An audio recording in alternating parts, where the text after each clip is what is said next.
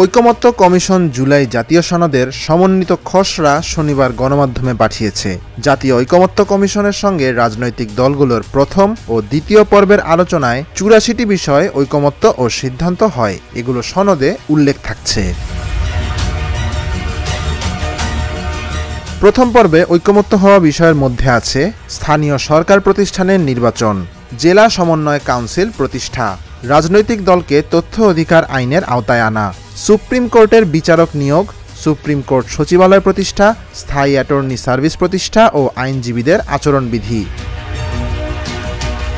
গণহত্যা ও ভোট জালিয়াতির সঙ্গে জড়িত কর্মকর্তাদের বিরুদ্ধে স্বাধীন তদন্ত কমিশন গঠন ও নির্বাচনী অর্থায়নে স্বচ্ছতা নিশ্চিত করা, তথ্য অধিকার আইনের সংশোধন, দুর্নীতি বিরোধী কৌশলপত্র প্রণয়ন, দুর্নীতি দমন কমিশন আইনে সংশোধন, দুর্নীতি দমন কমিশনের কমিশনার নিয়োগ পদ্ধতি, আয়কর আইনের সংশোধন।